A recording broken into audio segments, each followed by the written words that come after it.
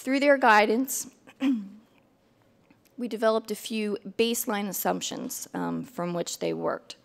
The first was, if we are to be a leader, this new industry must be truly sustainable, not just environmentally sustainable, but economically sustainable as well.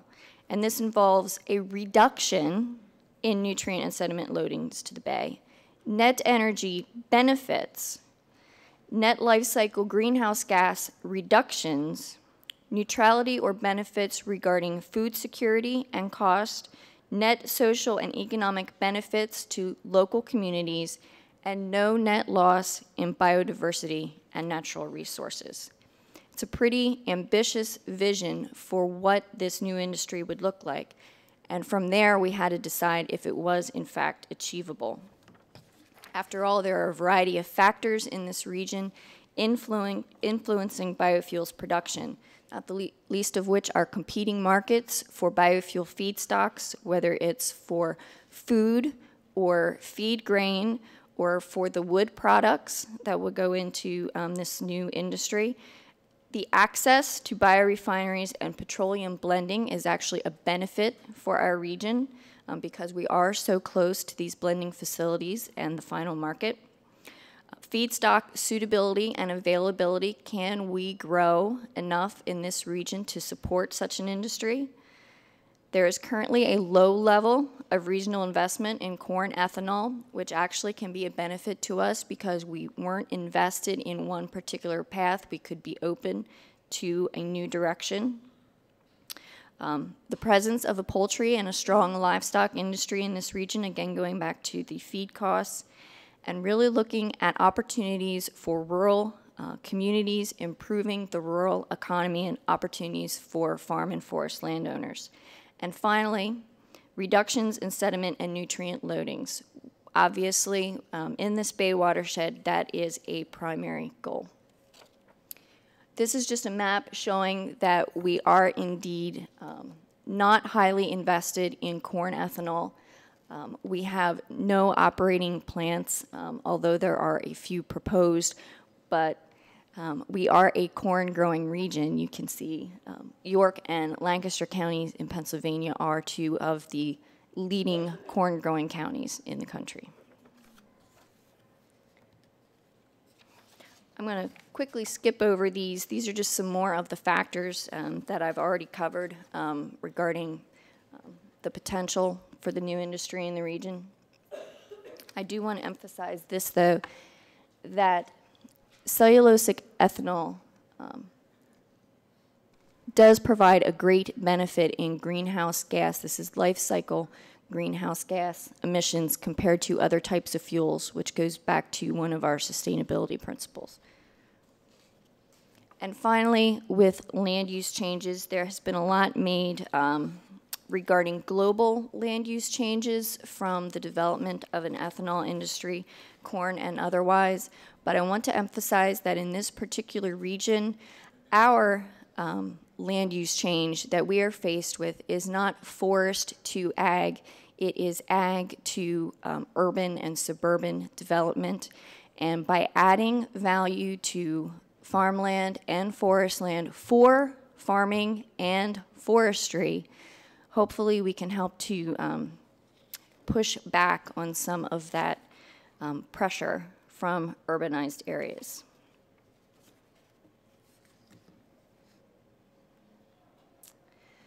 Finally, it's important to remember that our approach should be flexible.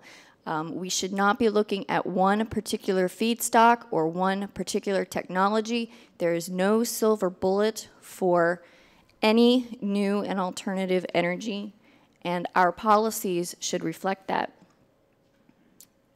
Keeping with that, plan on diverse feedstocks and diverse fuel source. Keep the scale relatively small and at the local community level. One of the biggest challenges is fuel cost and transportation, both of the feedstocks and the final fuels. So keeping production at the local community level will help in that regard. And we must, of course, take advantage of what farmers and foresters are already doing in this region. They know how to grow things. They know how to grow them well. and there is a lot of that infrastructure already in place. I'll turn it over to Russell for where we go from here. Marel, thank you. Good afternoon, everybody. Thank you for being here. I hope you had a chance to pick up a copy of the publication that came out of the work of the Biofuels Advisory Group taking the policy lead for the nation. It's a great source document that talks about what Marel's just mentioned here, but also the blueprint for moving forward. Okay. There are a number of policy recommendations, obviously, that needed to be considered. Three major ones, however, were the feedstocks. As you look at the agriculture in this region and the land base in this region, the question becomes, can you assure a reliable source of material for any biofuels plant? Secondly, the natural resource protection was paramount. It was the reason the Commission was involved initially. It's the reason the Commission continues to stay involved in that, is protecting the natural resources. And third, sort of the marketing and infrastructure, to jumpstart this industry in this region is going to take a tremendous amount of work to not only educate the public about the benefits of the next generation biofuels, but you also need to deal with the infrastructure that goes with a new industry. The overall conclusions found in this document, the regional entities need to be established. By that meaning that you really can't do this alone. It's going to take a regional effort to do it, and certainly the Chesapeake Bay Commission's in a great position to do it. There are a number of executive actions that have to be taken, executive both in terms of executive leaders at the states, but also within the Executive Council of the Commission. A number of items will need to be dealt with by the legislatures. We stumbled into a lot of these policy concerns that the Commission can bring some focus to them. Federal entities can be drawn upon to help address them, but you're going to have to deal with them back at the state level. Public education is important. As we debated this, clearly having a public that appreciates, one, the benefits of the Chesapeake Bay, and also the importance of some of the land use decisions that are being made in this region and the impact on the Bay, but also as we look at the opportunities in the region for agriculture and society to be engaged in this whole energy discussion. That's not simply going to happen by stating it. It's going to take a lot of work, and as I often say to my boys every morning, repetition is an important element of learning. You've got to hear it over and over and over, and you're going to keep talking about this, but you have to, at some point, talk to the public, engage the public, and they're a critical part of leading the nation.